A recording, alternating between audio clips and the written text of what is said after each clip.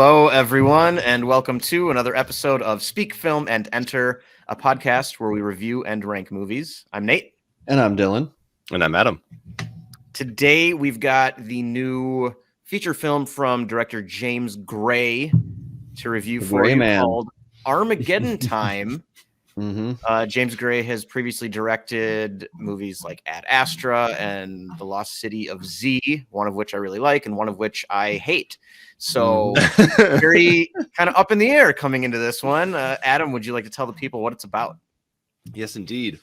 Armageddon Time, a deeply personal coming-of-age story about the strength of family and the generational pursuit of the American dream. Yes.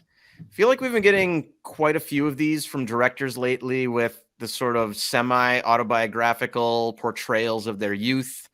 Like Paul Thomas Anderson with Licorice Pizza last year. Kenneth Branagh did Belfast. Was that also last year? That was last year, wasn't it? That was last year. Yeah. And we've also got The Fabelmans coming from Spielberg. So it seems to be a very popular thing to do for these older white directors. Kind of the, common thread through all those movies. They're all really different, though. And this one is really interesting to me in that it takes place in 1980 in a very different New York than what we have right now. And we get our main character who is, oh God, I had it here. Why did I leave the page? Paul Graff. Paul Graff. Thank you very much. Also, I realized just a few minutes ago, this kid's been in 4 movies and I've seen all of them, which feels really weird for somebody who's that young.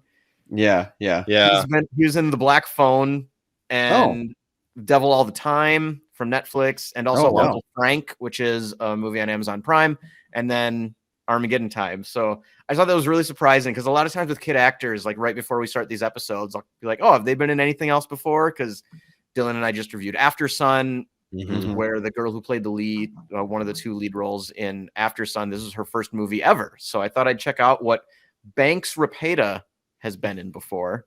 And apparently this is his 4th movie. And I guess I'm a fan. I don't know. I've seen them all. So, I mean, awesome name. Banks Repeta. Yeah, for sure. He sounds like some type of, he sounds like he should be famous. Yeah. In some type of way. I don't know if he should be a hockey player or some like weird singer-songwriter. Somewhere both. Yeah, both. That could for sure be a hockey name. Yeah, I think so too. Starting forward for the Edina Hornets, Banks Repeta. Absolutely. But what we get for Paul are 11-year-old protagonist here. Yeah. He's in the 6th grade in public school in New York. He's a smart kid, but kind of a head in the clouds type. He likes to draw. He wants to be an artist. And he meets a new friend in 6th grade, played by Jalen Webb, named Johnny Davis, who is a black kid. And Paul's family is Jewish. And so this movie deals a lot with sort of generational types of conflict between the black community and the Jewish community, and both of those communities versus just the larger kind of Christian white community as a whole.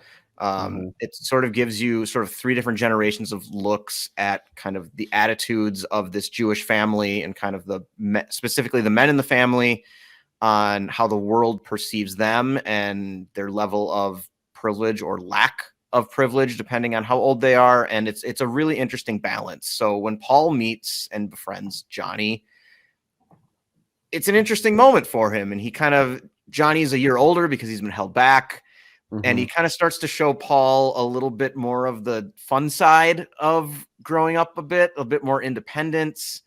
And Paul quickly realizes that kind of maybe despite how his parents view the world as far as the way Jewish people are treated from when they were growing up and like at this time in New York and in this country, he doesn't experience that quite as much because he's spending a lot of his time with his friend Johnny, who again is black, and he's very much on the receiving end of lots of racism and just as well like being ignored by adults in his life and just kind of a extreme lack of expectations for what his life is going to turn into. Yeah.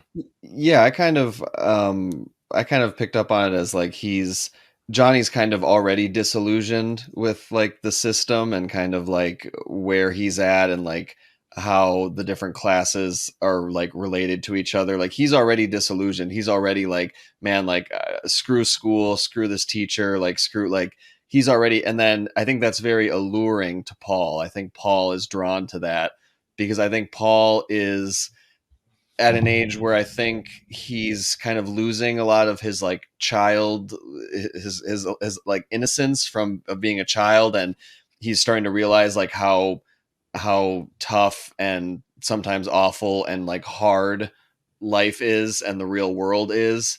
Mm-hmm. And so he's getting confronted with a lot of that and he doesn't like it, and hanging out with Johnny and skipping out of class and getting into trouble is alluring to him and seems like a way better way to live your life than like these rigid expectations and rules and what your parents want you to do. He just really wants to, the first time we meet him, he's drawing a picture of the teacher and the teacher asks him why he did it. And he just said, because I wanted to make everybody laugh. Yeah. And when he talks about his future, he just wants to be a famous artist. He doesn't that's where his head is at. And everyone else around him is like, no, you have to like study well and go to a private school and then go to college and you're going to be the future business leaders of America. And he's intimidated by that. So I think hang out with Johnny is a way to escape that.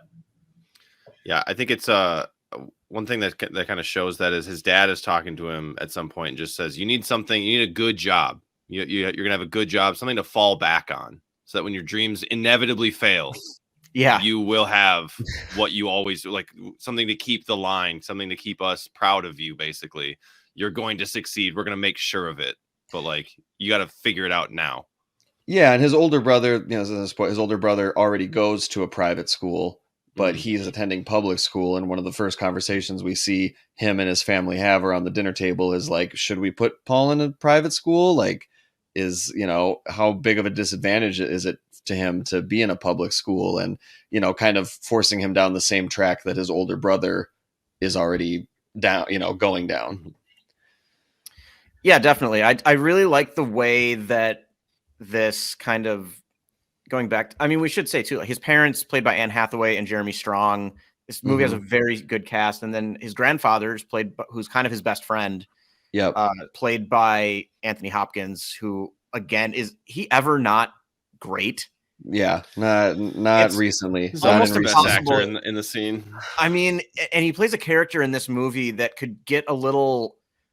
I feel like his character could feel a little preachy because he's kind of teaching Paul a lot of lessons, and it could feel a little trite at times. But Anthony Hopkins brings such warmth and sincerity, to it that he's able to just kind of steal these scenes and make the audience pay attention to him as if he's imparting wisdom on your own life, and you just want to hear what he has to say. He just brings this almost otherworldly wisdom to the role, and he speaks as if like he knows what he's talking about.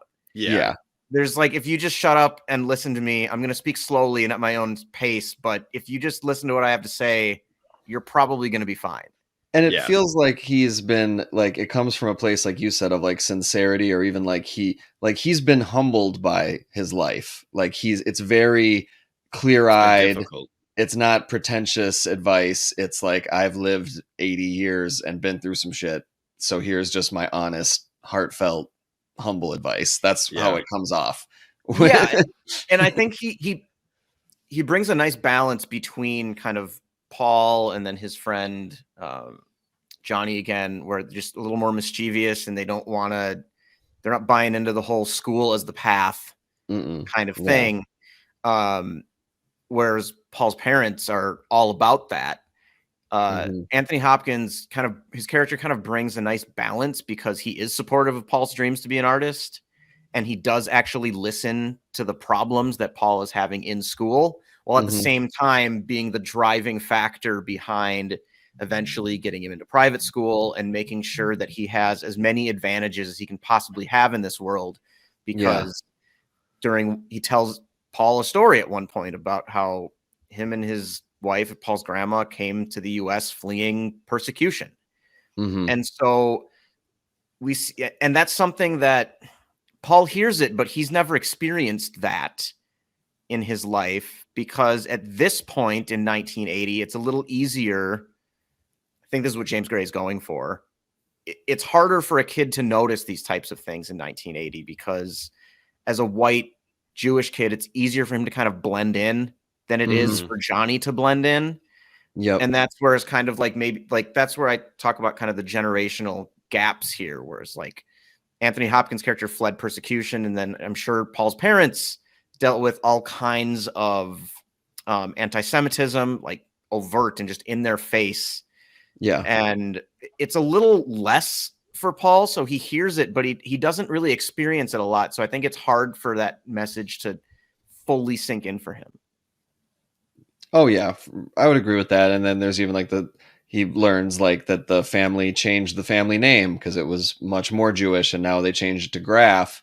And then like soon after he hears about that, we have an adult character kind of confront him about that and being like, what kind of last name is Graf? Like, what's your real last name? And then he tells him, and it's like almost this like, oh God, like, is this person gonna like, I think the whole movie is about like Armageddon Time. I interpret the title as like the Armageddon of like, of his like kind of innocent, naive, like child inner person, and kind of just like the crashing in of like adulthood and, you know, and Reagan. And that too. Yeah, that was interesting too. Yeah, we get the backdrop of 1980 election, and his parents are very anti-Reagan, but of course Reagan, cruises to victory. So that's kind of in the backdrop. I think that kind of fits with like, we're not, as a society, we're not going to be artists and comedians anymore. You're going to work. We're going to be businessmen. Yeah. Yeah, absolutely. And it is interesting though, where we are told that they're not fans of Reagan. So they're liberal Democrats. But at the same time, this sort of juxtaposes with their unwillingness to really help Johnny or care about him at all, or want Paul to associate with him in any way whatsoever. They still view it as a very like dog eat dog competitive, like, look, there's like, that kid didn't do anything wrong, but like, he's your competition and we're going to give you advantages that he doesn't have. And you're just going to have to run right past him. And that's just the way it is. Yeah. And there's it's an interesting juxtaposition for me with like clearly showing his parents being against Ronald Reagan, but then not fully buying into the, like, we got to help out our neighbors sort of aspect that generally comes from opposing. In most movies you see, and just like historically, you look at that, that's kind of a divide that is usually presented. But in this case, it's it's interesting the way that James Gray presents it, because they're a little hypocritical in some ways, but they also kind of know what's going on at the same time. So it's an interesting balance. Yeah, everything feels like that competition. Everything feels like, listen, it's us versus them. It's this family versus everybody else. And like, you take every advantage you can possibly get. And like with a sprinkle of casual racism from them. And it's right. I mean, that's what the 80s were. I mean, that's what it basically still is now. So it just feels a lot stronger back then. And Dylan, to your reference of what Armageddon Time might mean, what the title might mean, to me, it felt like, all of this change in Paul's life feels like the end of days. Like, it's never going to get better. I only want to do the things I want to do, like draw in class and like just not pay attention, hang out with Johnny. And hang out with Johnny, and just like, life will be fine. It's going to work out. And it's the beginning of the end of his innocence, essentially. The world is ending for him. And I like too that a lot of the characters, like his mom and his dad, we see that they are also flawed, and like they, like his mom is trying her best, but she also is kind of a little like, says some things that are a little racist, and she is a little judgy, and like, she doesn't really have it all together. And then like his dad, like one of the first things we see is he beats Paul. It's like, oh my God, this guy's awful. But then as the movie goes on, it's like he gets a lot more screen time, and he's kind of like trying to impart wisdom, and it's kind of trying to show that, he's not a bad person. He's just, has some moments of weakness and also feels kind of overwhelmed. I also felt like the way that Paul is kind of confronting the crushing weight of like reality and just like what his life is going to be. I think that his mom and his dad and his grandpa all have moments where they have to do kind of the same thing. Like his grandpa has to come to grips with he's getting older and has cancer, and his dad later has to come to grips with like how everything is on him, and his mom has to come to grips with like, you know, like family stuff and kind of losing control over it. So there's a lot of people at different stages in their life are still kind of like looking into the future, and they're scared of what is to come, and grappling with they feel the pressure. Yeah, I like that point a lot. And I did want to make sure that we got to, I mean, one of my favorite scenes of the entire year, it's in the trailer with Anthony Hopkins and Paul at the park. Yeah. I think it's just a wonderful scene, and bringing just a theme to the forefront of like, you just got to try to do the right thing. And that's really all that Paul's grandfather is trying to impart on him is you see other kids, like most of the other kids, saying bad things about the black kids, or just, you know, you're in this school now and it feels like like they're excluding everybody who isn't in that school. And it just feels like guarded and like this gated community that you're a part of. And you can tell just, I think Banks Repeta, again, great name, does a great job with his facial expressions, just kind of showing like you can tell he's uncomfortable and he knows it's wrong when Johnny gets treated the way that he does. But he's 11 years old and he's a kid and he doesn't really know how to handle it. Yeah. And so most of the time he just kind of lets it slide because what else is he supposed to do? He doesn't know. And that's where I think that scene is powerful because I mean, we all go through that type of stuff daily almost.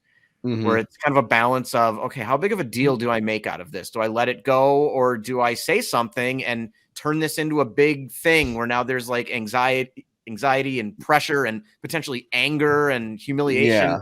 And has to get done about it. Like, it's kind of a lose-lose. Yeah.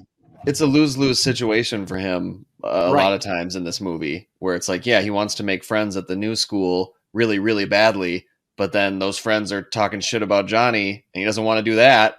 And it's just like, whoa, like there is no answer that doesn't hurt a little bit. It's just trying to fit in as a kid, and it's not an easy thing to choose. Path. And all those little decisions will eventually tell you like what kind of person you are. And I think he's kind of grappling with like, oh, am I being truthful to what I like think? Because you can tell he's got like the right ideals, the right morals. He just doesn't always act on them. And does that make him a bad person? Does that make him like his dad, who's just flawed but tries? Or does that make is he like everybody else, or does he want to be better? Like this, or should he just give in and become one of these kids, one of the rest of the people, bigoted and mean? And if it makes your life a little bit easier in the short term, or maybe even in the long term, and going to be the future business leader of America or whatever, you know, like all of those, like the rest of the school, you're going to be one of those kinds of people. Yeah, and he spends honestly most of the movie kind of trying to like sidestep responsibility or having to make a stance or like stand for anything until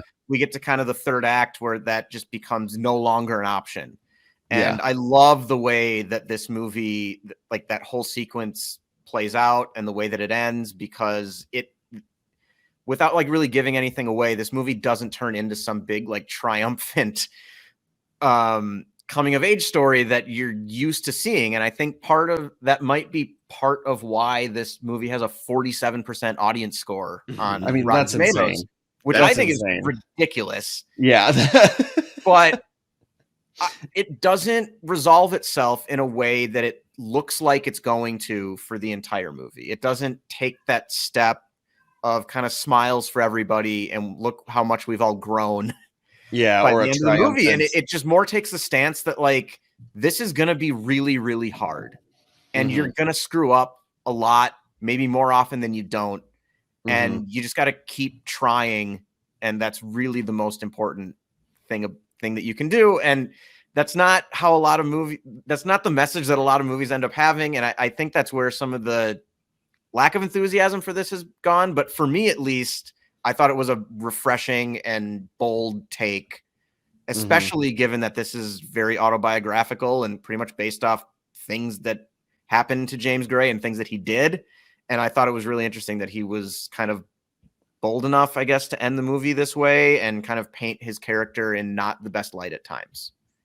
Yeah, I felt like, right when the movie ended, I saw it with Adam and Nicolette, and we were leaving, and my immediate reaction was like, oh man, like those performances and like the very nuanced characters and a lot of like scenes in particular that I thought were really, really great. And it's like, there's a lot of good ideas here, but I didn't really see how it all came together, but I could tell that like, I liked it. And then Nicolette was just like, I hated it. Yeah. And once she absolutely hated it. And then once she said that, I kind of like, in my head, I was like, oh yeah, like I could totally see how someone would not like this movie. And then I was seeing it kind of from her perspective, and all of a sudden all I could see was perceived flaws. And like, so like when we were talking about it outside the movie theater, like what I was going to give it as a star went from like really high to like pretty low. And then it was just kind of like going up and down as we talked about wavering it. For like 24 hours. Just to hear her so immediately be like, I hated it. And then I was like, oh yeah, like I could see a lot of people sitting through that and being like, I don't know, that kid is a brat, and he was a brat. Yeah, he is a lot. She's like, nothing changed. Like, so he just leaves school at the end. Like, that's just his big thing. Like, that's it. And I was just like the scene, and there are a lot of scenes where he is being it. Like the scene when they're all sitting down for family dinner, and he's just like, I'm gonna order dumplings. Yeah, and he just after his does mom it, says like everyone 9 is like, times for him stop. Yeah, even his grandpa's like, stop, and he just does it anyways. Like it is hard to look at that and be like, yeah, I like this kid, I like this main character. Like, no, like he's being a brat. But there's other times where he's totally, just trying to do the right thing, and adults are holding it against him or just not seeing it the way that he sees it. So it's a lot of gray and a lot of nuance, and normally I really, really like that when it's well done. And I mean, I feel like me and Adam are at a little bit of a disadvantage because you saw this, like 2 weeks ago? 3 or 4. Yeah.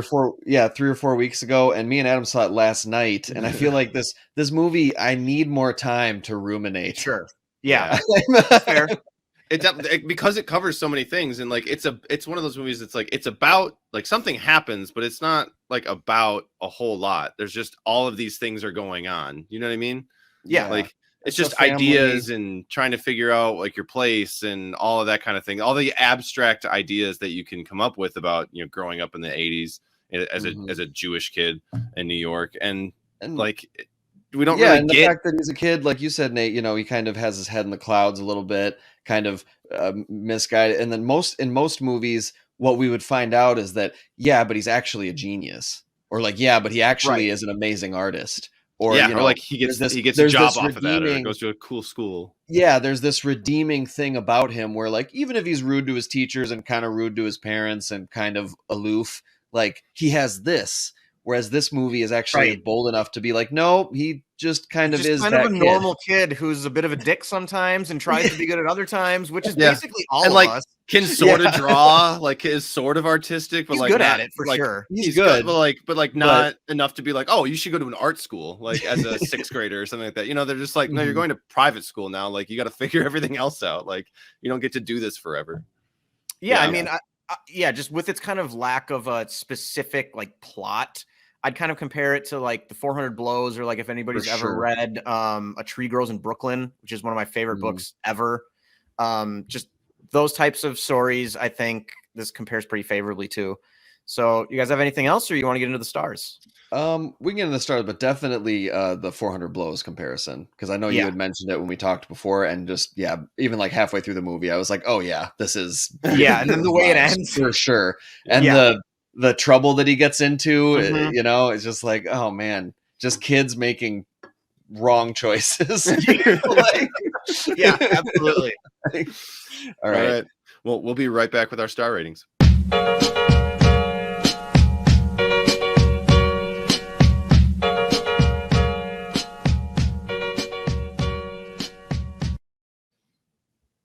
Apologies there. So who wants to go first? Actually, I'm gonna go first. You go first. Adam's going first. I I enjoyed this movie. As mentioned, Nicolette did not enjoy this movie at all. I don't know what she'd give it as a rating, but I'm confident, mostly confident, saying she'd probably go like 1.5. Yeah, the disdain in her voice makes me think 1.5. we had this like conversation on the way home. She was like, nothing happened. He just like leaves school, so it's dumb. And like, what's that about? And I hated it. And I was like, well, this is what happened. Here's like, and I was just like explaining stuff. She was not having it. She like refused to believe that movie even had a point. Like there was no message to it. It was just a collection of people so walking around pretending they were in New York as a Jewish family. It's basically what she got out of that movie.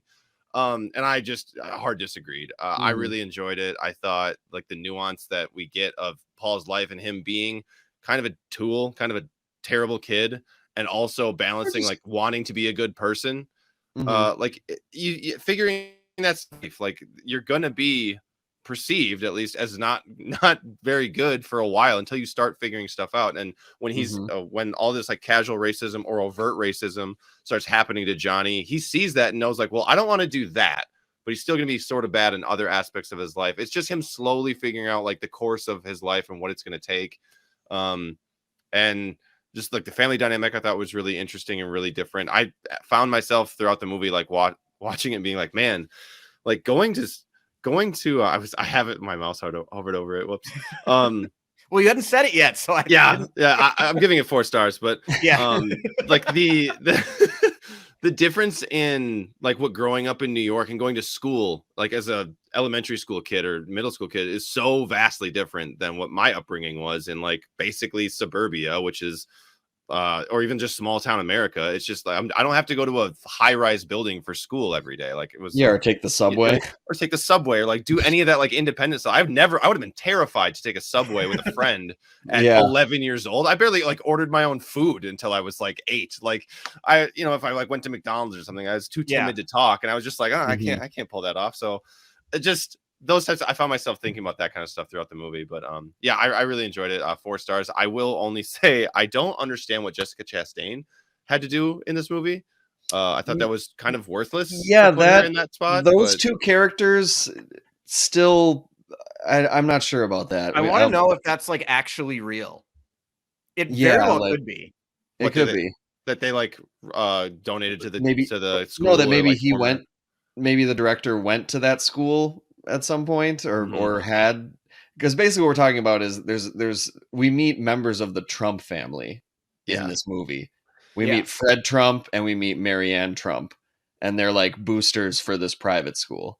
Right. And so I found that effective. I would like to know if it's real, but I think it fits in very well with kind of the directions that Paul is choosing. Like do I want my life to go this way or do I want it to go this way? And I do want to look up if that, because I mean, this whole thing, they like recreated James Gray's house. They filmed it like 2 blocks from where he grew up. This is like very much where he lived. He went to this school. This is like very autobiographical. So I would not be surprised if the Trumps were boosters for the private school that he was sent to. Yeah. But even having Jessica Chastain in a role, basically 2 scenes, it was just very much like, I was like, it was interesting. I thought she was going to have more like screen time. I was like, if we're going to get these people to like do these roles, like, all right, let's see what else they're going to talk about. I mean, the scenes that they're in give us everything that they were supposed to say. But I was just like, oh, if we got a big actor for this, like let's see what else they got. But so to go back to what you were saying, Nate, about this all being like pretty accurate to his life. I mean, at the top of the show, we did say like a deeply personal coming of age story. That is Armageddon Time. So I really enjoyed it. 4 stars. Like Dylan, I'm gonna have to let this sit and marinate in my brain for a while, but I enjoyed it. 4 stars. Nice. All right, well, this has sat and marinated for me. Okay, so I'm gonna say I love this movie. It's one of my favorite ones of the year so far. I'm gonna say 4.5 out of 5. I was enjoying it as it was going along, and then the scene in the park with Anthony Hopkins, it just went up again. And then the way that the story sort of wraps itself up with kind of the climactic sequence, and then I think a brilliant final shot, despite Adam, what your girlfriend thinks. I really like the way this movie ends, and I thought I like the way it weaves together these sort of generational thoughts on the American dream, and I think it's great. Despite the fact that a lot of people seem to hate this movie, I'm going to be recommending it to a lot of people because I think it's awesome. All right. Well, over to me, and I did like this movie, but I am going lower than both of you. I'm going to give this 3.5 stars.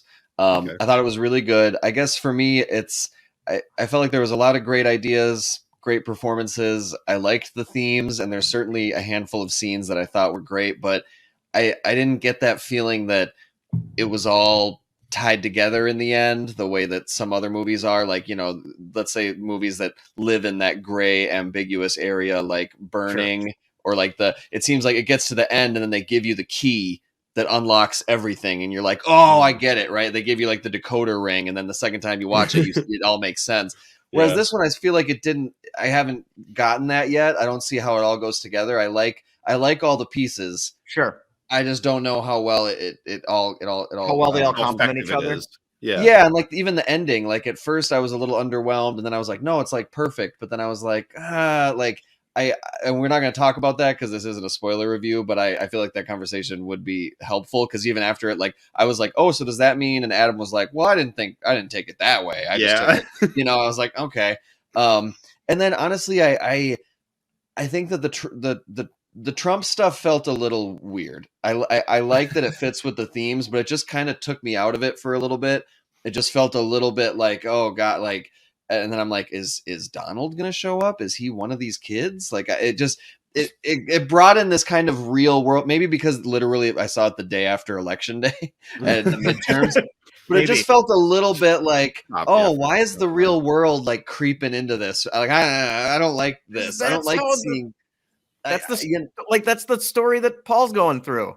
I know, and I didn't mind the Reagan backdrop politically, but then when they also threw members of the Trump family in, it was like, oh, okay. But I really, really, really loved Anthony Hopkins. I loved the scene in the park. I loved the scene later in when they get in trouble. I'm not going to say any more than that, but I thought that was a fantastic climactic scene where you see Paul really struggling with what path am I going to take. Neither path is easy, but am I going to do what feels right, or am I going to do what maybe is better long-term for me? And then I just thought it was weird how we got so much Anne Hathaway at the beginning. And I was like, okay, so mother-son relationship. But then like she fades away as the movie goes on. That's my only real issue is how she just kind of disappears in the second half of the movie.